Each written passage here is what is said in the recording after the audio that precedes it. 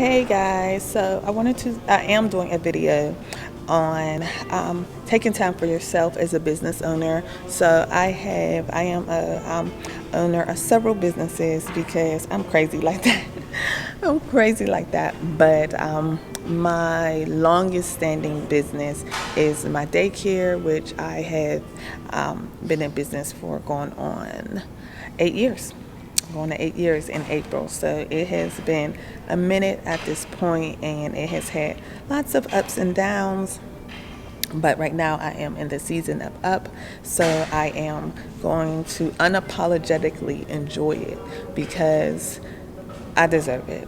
And that's not to be braggadocious or cocky or anything like that. It's just that I know, the work that I put into the business, and I know the sacrifices that I have made for the business and for success. So, with doing all of those sacrifices and all of the work, late hours, early mornings, late nights that I did, I want to enjoy when I am able to reap the rewards of my hard work. So that is what I'm doing. So right now I am at the Wardop in Cancun, and it is gorgeous. And another thing that I will say about myself, and again, it's not to be cocky, it's just to give insight onto success or striving towards something, is that not only did I work hard, I worked smart. So be very strategic when you're in business. Don't just throw the stuff at the wall and hope that it sticks. Some of the parts is going to be like that. Sometimes you are going to have to just see what works. You're not always going to know what the outcome is going to be. But at the same time, you do want to have some sort of strategy, because if you don't know where you're headed, if you have no direction, you're just going to end up anywhere. You're just going to be out here. And you don't want to be just out here. You want to be headed somewhere. But that being said, starting to get a little shiny. But with that being said, with myself, there are some things in my business that I was not expecting, that I was able to go ahead and jump on because I was just in a position.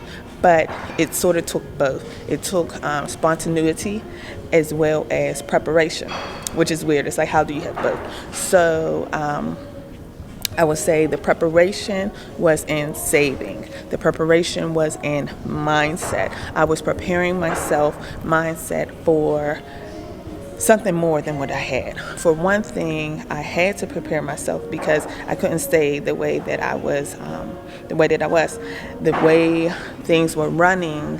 It was, sorry, and I'm looking at the lens, not the camera. I'm sorry, guys.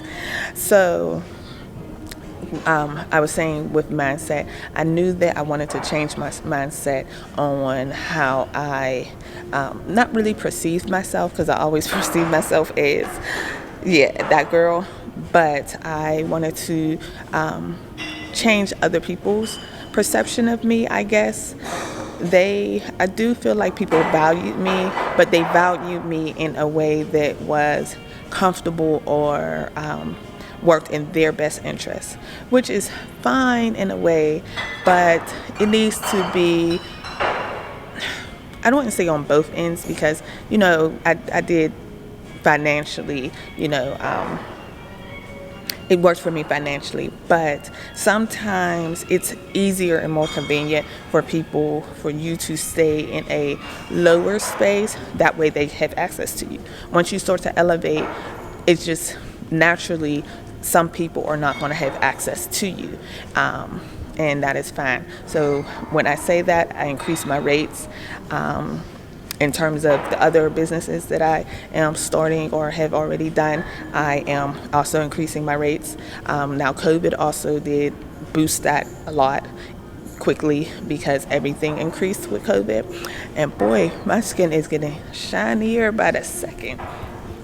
But so with COVID, that increased everything. So not only did I increase my rates though, and it benefited me, it also benefited my staff. I was able to increase the amount that I paid staff and everything like that, which I'm really happy and proud of, and I would like to continue that. I definitely want it to be, and I am totally gone off topic. Sorry.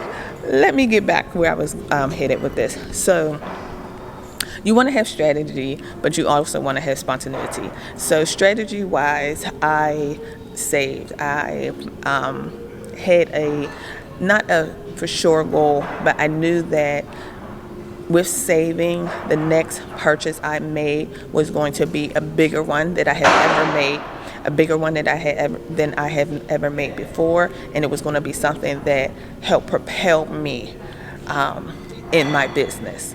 I didn't know what it was going to be. I didn't know where it was going to be, but I knew that's what I wanted. So that's why I say I did prepare, and then I prepared my mind for that. Because sometimes some people, especially if you don't come from money, it's not easy to put out your money, large amounts, and trust yourself and trust your business and trust your foresight. So boom, that's one thing that I did. The second thing is spontaneity. When the deal strikes, sometimes you can't wait around and figure out and ponder and think and really crunch.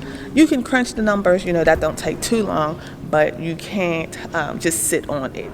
You have to move. You have to say, ask God, ask, your higher up, if this is the right move for you. Your spirit will know. My spirit knew, that for me it was purchasing a building. Your spirit will know if this is the right move. For me, once my spirit said it's a go, it's yes, it was a go for me. It didn't take anything else for me to decide on that. Now that brings me to where I'm at now.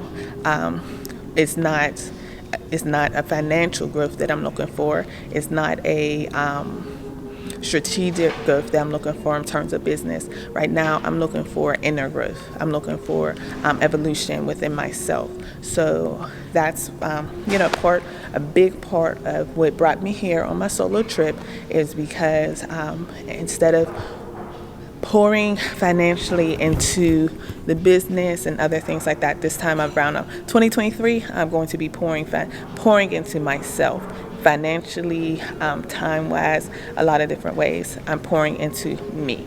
So, and I'm doing it without fear, and I'm doing it without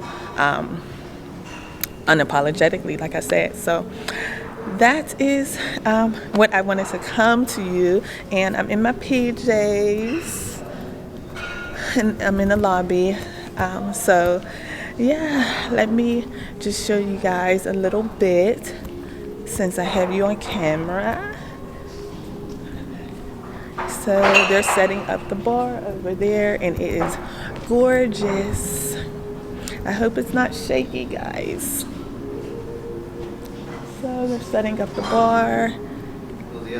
Hi, hola.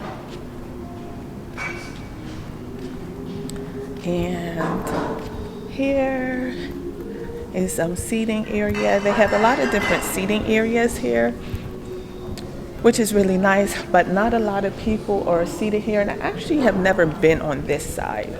So let me see. It says Hilton Arena and Convention Center. Oh, this is cute, a little photo op. Yeah, I'm going to be over here getting a couple clicks later when I do my face and all of that. So these doors are heavy, y'all. Oh, it's nice. It's bright. Oh, I gotta go get my phone. I left my phone over there in that book. I was they have like a little library area, so I was sitting. Oh, okay. So this is for like not conventions, but like workshops and that type of thing. If you wanted to have a conference, it's nice though. It's gorgeous. I mean, sheesh, like I would love to be here. Goals, okay? My goals is to be able to eventually one day bring my staff to places like this, to show them, what what it looks like, what luxury looks like, because I didn't know before I knew. You don't know till you know. So yeah, so these are just those. It's just a hallway, I'm assuming, with more doors for like conference rooms, basically. So, but this hotel is crazy expensive.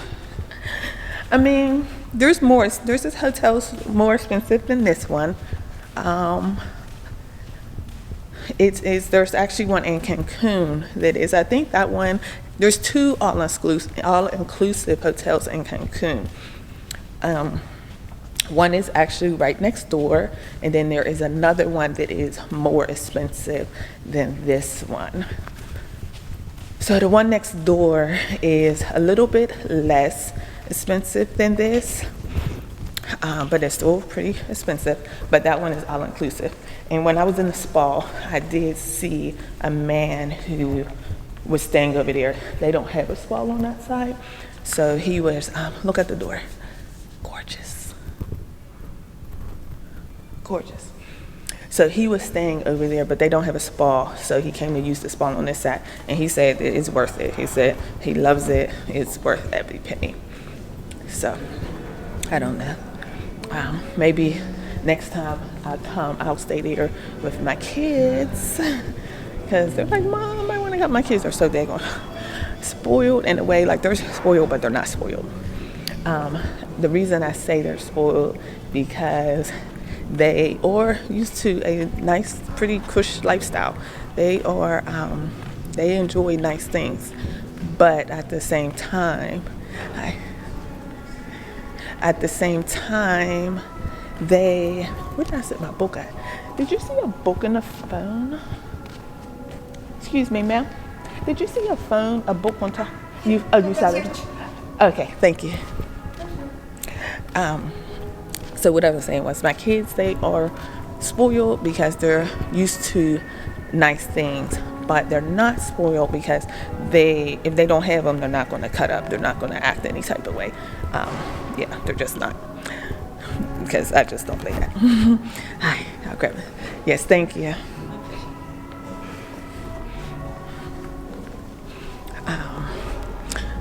So yeah, entitlement is one thing that I have a very big dislike for. I think that it's one thing, it's very annoying, and for two, it just will not get you anywhere. I feel like that if you have a sense of entitlement, you are doing yourself a disservice. You're going to limit yourself on growth, because when you think you deserve things, you stop where you think that you shouldn't have to work anymore, because it should just come to you and you should just deserve it. And that's not how that goes.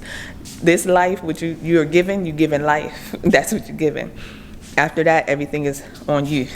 And that's, my philosophy. That's how I think, and that's why I grind so hard, because life was given to me. Breath is given to me. Health, that's one thing, that's so important. It's what's given to me. And I try to keep everything else, even in, those, they don't, it's not guaranteed. So anyway, this little vlog video has been a little bit all over the place, but maybe I can chop it up. Anyway, I will see you. I keep looking at the viewfinder. So I will see you guys later. Bye.